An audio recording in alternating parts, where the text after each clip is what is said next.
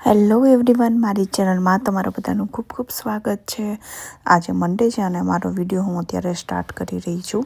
તો હમણાં લાસ્ટ વીકમાં મેં ખાલી ઓનલી 1 વિડીયો જ પબ્લિશ કર્યો હતો અને મને ઘણા લોકોના મેસેજ પણ રિસીવ થયા કેમ વિડીયો નથી આવતા. તો બસ એઝ યુઝ્યુઅલ થોડીક બિઝી હતી અને અત્યારે વિચાર્યું ચલો આજે મંડે છે ને મારો વિડીયો સ્ટાર્ટ કરી દઉં. મીશાને અમે સ્કૂલે મૂકીને આવી ગયા છીએ અને મીશા સવારે મારા શ્રગની અંદર પિન પણ ભરાવીને ગઈ હતી. તો મેં વિચાર્યું ચલો બની શકે ને એટલી હું ટ્રાય કરું કે એમને રાખું. તો એને એમ થાય કે મેં મમ્મીને કંઈક ભરાવી દીધું, મમ્મીએ કાઢ્યું નથી. તો અને હવે આજકાલ તો એ બહુ જ બધું માર્ક કરે છે. ધારો કે હું વિડીયોમાં ના હોય ને પછી આવવાની હોય ત્યારે થોડીક વાર માટે જો હું કંઈક ભરાવી દઉં ને તો એને ખબર પડી જાય કે જો મમ્માએ પહેલાં નહોતું અને હવે અત્યારે ભરાવીને રાખ્યું છે એવી રીતના તે પણ મને પૂછતી હોય છે. તો બસ જો દિવસને કરીએ છીએ સ્ટાર્ટ, કારણ કે આજે થોડુંક મારે પણ બધું કામ હતું તો હું પણ લેપટોપ ચાલુ કરીને અત્યારમાં થોડીક વાર બેસી ગઈ હતી. તો એ મેં કર્યું અને હવે આજના એકચ્યુઅલી મેન્યુમાં છે દાળ ભાત અને સંભારો. બાકી આપણે કંઈક ને કંઈક સાઈડમાં ફરસાણ ને પાપડ ને અથાણાં ને એવું તો બધું હોય જ. તો આજે મારા મેન્યુમાં એ છે કારણ કે હમણાં એકચ્યુઅલી 2 દિવસ અમે લોકોએ બહારનું જમ્યું હતું.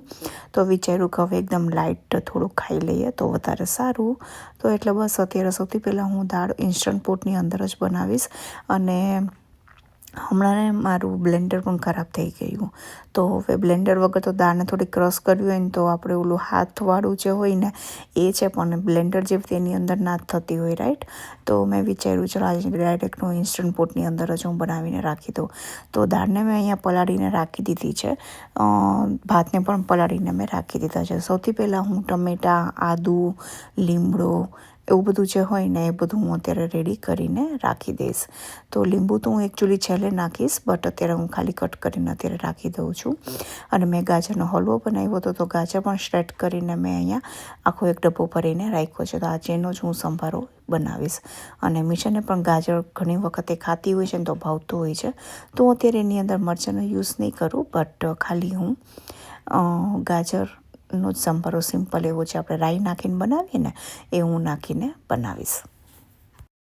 સૌથી પહેલાં મેં અત્યારે થોડુંક એવું તેલ નાખ્યું છે. જ્યારે દાળ બનાવતા હોય ને ત્યારે વધારે તેલનો ઉપયોગ નથી કરવાનો.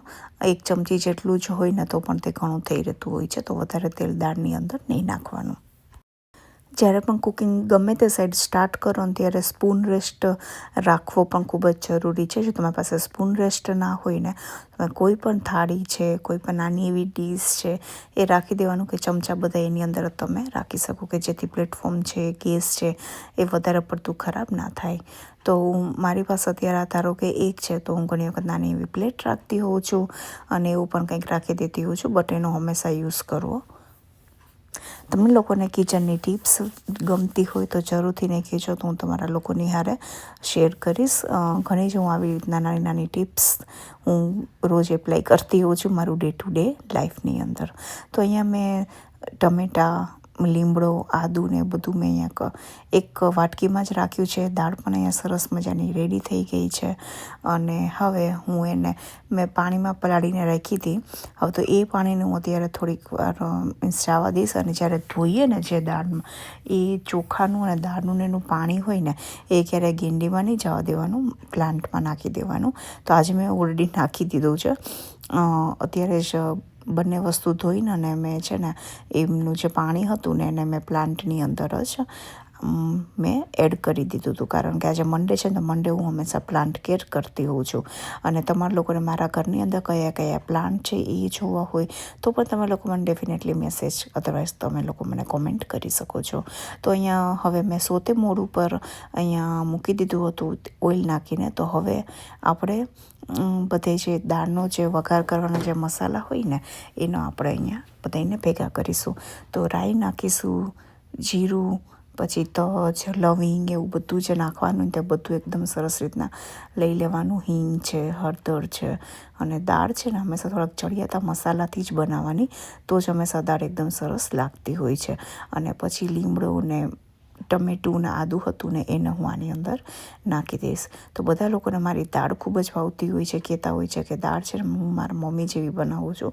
અને મારા મમ્મીની દાળ એકચ્યુઅલી વર્લ્ડ બેસ્ટ દાળ છે. મને મારા મમ્મીના હાથની દાળ મને ખૂબ જ ભાવે છે.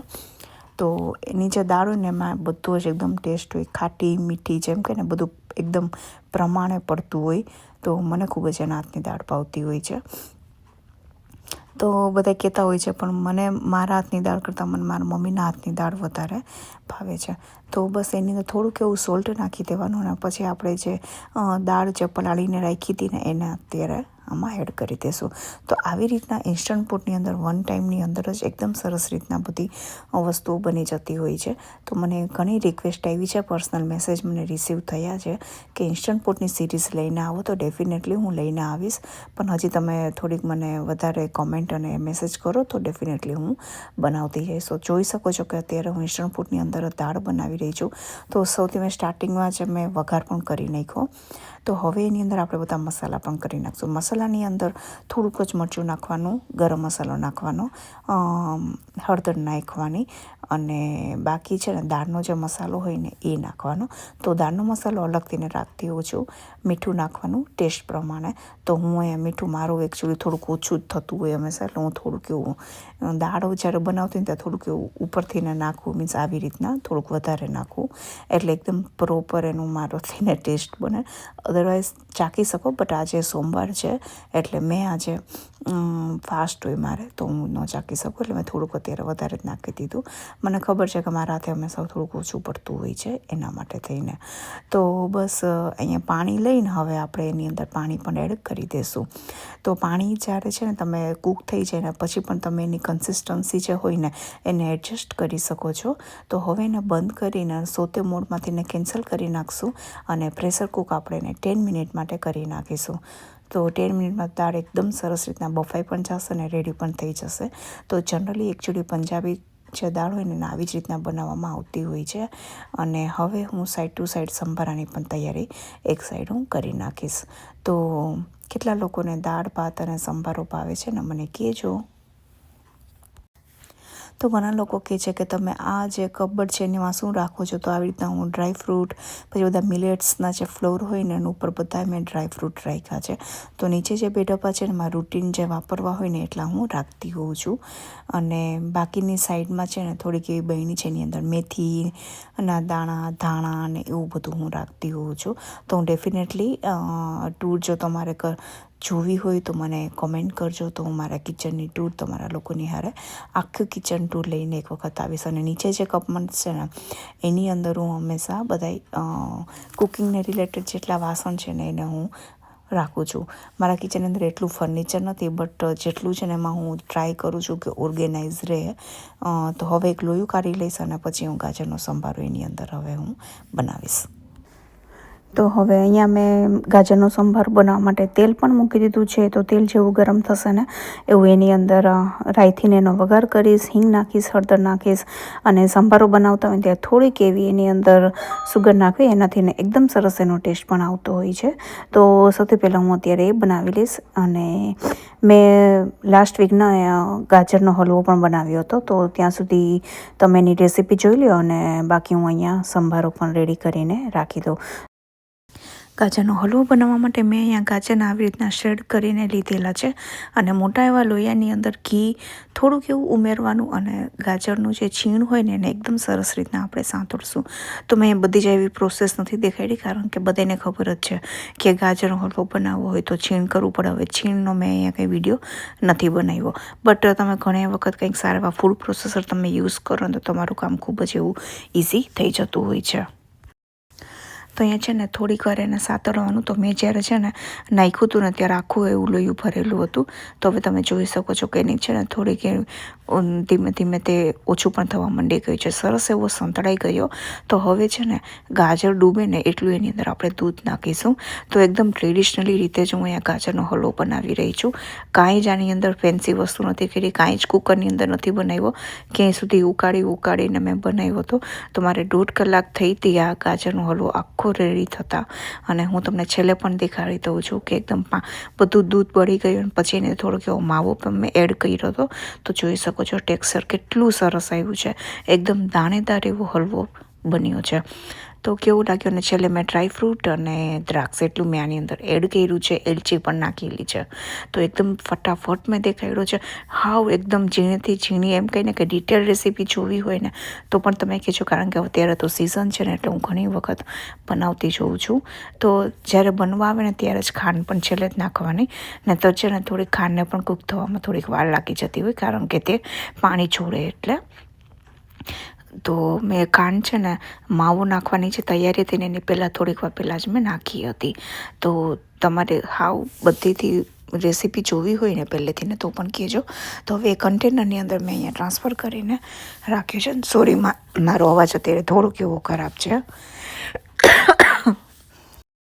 તો ચલો, અહીંયા જોઈ શકો છો કે દાળ પણ સ્ટાર્ટ થઈ ગઈ છે અને સંભારો પણ અહીંયા સરસ મજાનો મારો ઓલમોસ્ટ રેડી થવા પણ આવી ગયો છે.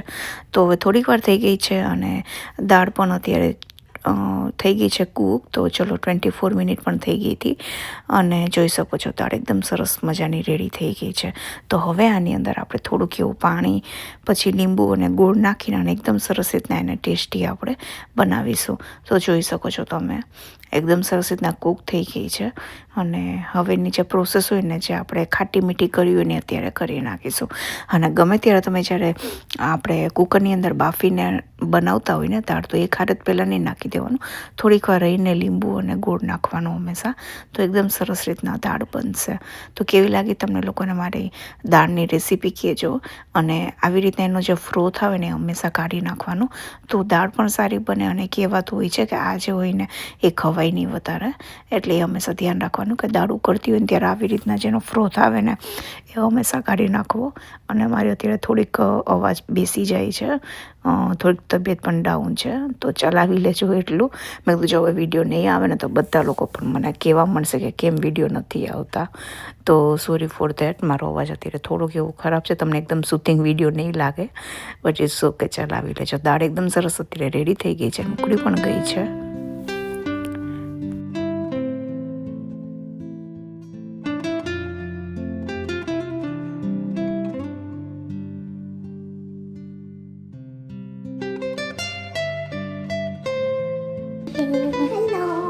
મીશા આવી ગઈ. મીશા તારી પિન તો દેખાડ બેટા તું.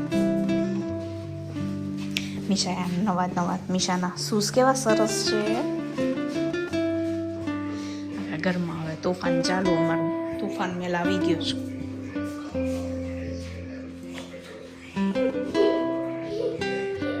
તો કેવી લાગી તમને લોકોને ગાજરના હલવાની રેસીપી મને જરૂરથી ને કહેજો. અને અમારી મીશા આવી ગઈ છે. મીશુ તારી પિન દેખાડ તો બેટા, કેવી છે સરસ સાન્ટા ક્લોઝ વાળી પિન. તને ગમી હતી? બધા તો સરસ કહેતા તને મીશાની પિન સરસ છે. ક્યાંથી લીધા હતા? કાલે લીધા? કેવા લાગ્યા તમે? એને ટાઈટ્સ પહેર્યું હતું એ અત્યારે એને કાઢી નાખ્યું પહેલાં આવીને, અને એને ચંપલ પહેરવા તો ચલો એને પહેરાવ્યા. અને બધું જમવાનું એકદમ સરસ રીતના બધું રેડી પણ થઈ ગયું છે. તો અને તમે લોકોને મારો આ ગ્રીન રૂમ બહુ ગમે છે. Thank you so much. ઘણા લોકોએ નામ આપી દીધું છે ગ્રીનરી રૂમ. તો ટ્રાય કરું છું કે હજી વધારે ને વધારે અહીંયા હું ગ્રીનરી એડ કરું. તો હવે હમણાં વિન્ટરમાં તો હું આઈ ડોન્ટ થિંક સો કાંઈ લઉં, બટ થોડીક સ્પ્રિંગ આવશે ને ત્યારે હું પાછા થોડાક પ્લાન્ટ્સ લઈશ. તો ચલો, આજનો વિડીયો આપણે અહીંયા જ રાખીએ. આઈ રિયલી હોપ તમને લોકોને બધાને ખૂબ જ સારું લાગ્યું હશે. થોડો પણ ગમ્યો હોય તો please do like, share and subscribe to my channel. હું જ આવીશ એક સરસ મજાના વિડીયો નહીં હારે. ત્યાં સુધી bye bye and take care.